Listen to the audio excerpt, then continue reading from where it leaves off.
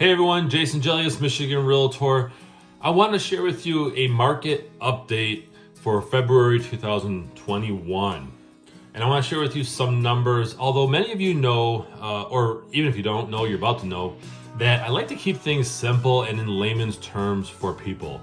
Probably the majority of you watching want just simple terms. You don't want jargon. There's plenty of those types of updates online. And so I want to share with you a few key areas as far as where we're at. So I want to start with the mortgage rates. Now, what we're looking at, and this is the week of February 24th, actually. So, but we're looking at a 30-year fixed hovering around 3.13%. That's the national average. Now, a quick side note, as I'm diving into these rates and everything, there's many factors that go into this. Some lenders are offering better rates. Just make sure that you're not paying additional costs to buy that rate down.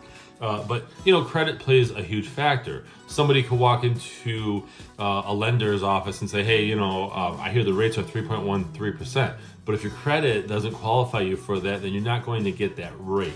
So just a quick side note there. So we're looking, again, the 30-year fixed rate is about 3.13%. The 15-year fixed rate is hovering at 2.49. And then when you get into 30-year fixed rate, what's called a jumbo rate, that's where you have larger loan amounts, like, your, which I forget what that threshold is, but basically, houses that are $500,000 or more, I believe. Every lender is different as far as what they actually consider a jumbo rate. But the 30-year fixed jumbo rate, pretty much in layman's terms for mansions, that's hovering at 3.17%. Okay, and then of course your 30-year fixed refinance rate on those is about 3.16. So the data source of that is actually bankrate.com. That's a great website that I recommend to check out things, because every week things change. Matter of fact, let's go back to the 30-year fixed rate. Last week, the 30-year fixed rate was at 2.94. So a 0.19 change in the rate, okay? The 15-year fixed rate last week, at the time that I'm recording this, February 24th, last week it was at 2.49. So that went up 0.10, okay? I'm sorry, forgive me, yes, it did go up a little bit, okay? Get my numbers messed up, so. Okay, so that's basically where those interest rates are. They do change it every week. What analysts are talking about from my National Association of Realtors, various other sources, is that they anticipate rates being about 3.25 to 3.5 by summer. Now, don't fall, I don't want to say victim, but don't fall for the marketing things that some professionals put out where they say, act now before the rates go up. And no, the best time to buy or sell real estate is when it's right for you. That's what I always share in all my videos. And when I speak with clients, the best time to buy or sell a home is when it's right for your situation. Okay, so I want to throw that out there. Now, let me go ahead and talk a little bit about the housing inventory. So housing inventory is down just under negative 34% compared to 12 to 13 months ago. Okay, so we don't have a lot of inventory, and what's happening with that is it's causing buyers to shop longer. I'm in Michigan, and we typically see a slower pace in real estate, not a dead pace. Don't let anyone say it's a dead pace, but a slower pace of activity in our winter months, right? Spring, summer, fall, they're the busiest, and then winter slows down a little bit, although those are the most serious buyers, by the way. So with that said, we are down negative 34%. Okay, it's like 33.3%. So we don't have a lot of inventory. We don't have a lot of houses on the market. And so what's happening is buyers are looking longer. And so last winter was busy. We're busy now. The pandemic didn't really slow anything down.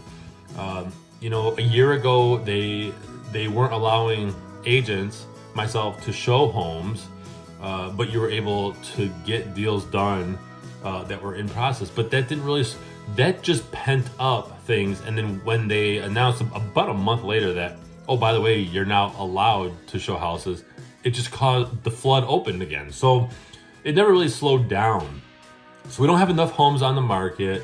We're seeing the mortgage rates increase gradually. No need to freak out though, because it takes a big change to affect that payment that much. Okay. Many people are using their stimulus money to help, especially first-time buyers. They're using the stimulus money to be put towards purchasing a home. I think it was like it was like almost 50% of first-time buyers are actually using their stimulus to help out with closing costs, things like that. And I think a new stimulus is coming out too. I think it's $2,400. Don't quote me on that, but that's what I heard. Now, lastly, I want to cover what is going on with this talk about a recession coming or a bubble and things like that. You know, I tend to follow real experts that provide me great information, people who all they do is they study numbers and trends in the market and things like that, okay? And so what's happening is there's no real signs of a bubble happening. There's no real signs of a recession forming. Most people still have employment. Most people are still working. Now, could that change? Yeah. But to say that there's a recession coming, like I know some agents that are sharing that information that a recession's coming or that there's gonna be a flood of foreclosures hitting the market. I don't think so. For one, foreclosures will always hit the market. It happens in any market. Not everybody's doing great. Yes, we do have small businesses struggling, but small business owners make up such a small part of the overall population. Most people work for a corporation or they have a regular hourly job, whatever you want to call it. Now, in my personal opinion, there's no recession coming. There's no bubble happening. Values aren't going to drop and down.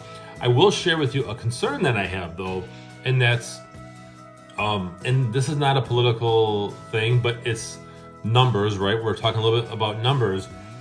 If President Biden's $15,000 incentive becomes a reality for home buyers, that's going to cause people to over offer on homes. We saw this years ago where they were offering $6,500 tax credit and an $8,000 tax credit. The $8,000 tax credit was for first-time buyers, and the $6,500 tax credit was for people buying another home, not a second home. It had to be a primary residence, but maybe they already owned a home and they were going to another home. And so you saw people, I saw this personally in my area, where people were coming in and just saying, oh, I'll just offer you, thousands more, no big deal, because I have a tax incentive. Well, that's not good. I don't feel that's good at all. So you have that coming on, but if this $15,000 stimulus, well, I guess it is kind of a stimulus, right? Where President Biden wants to offer $15,000 for first-time buyers. You're going to see first-time buyers just saying, I'm just going to go way over the offer price. That could cause a bubble, but one, there's no real faith in that stimulus happening, that someone's going to get $15,000 towards a first-time buyer. I mean, that's part of the plan, but I don't see that happening. And two, maybe a bubble won't happen, but I think that would definitely increase the chances. So overall, I don't feel that there's a bubble coming or that housing values are going to drop anytime soon, this and that. Matter of fact, most metropolitan areas, according to the National Association of Realtors, have seen double-digit price increases. That's huge, okay? So I throw a lot of information at you. Obviously, if you have specific questions, feel free to reach out. It's allabouttherealestate.com. Otherwise, I'm Jason Gelios, Michigan Realtor. And hey, do me a favor. If you're not following me on social media, go ahead and do that now. I'll have the links below in the description. Share this with somebody who you feel would find it valuable, or just share it with everybody, right? So I'm Jason Gelios, Michigan Realtor, and I'll see you next time.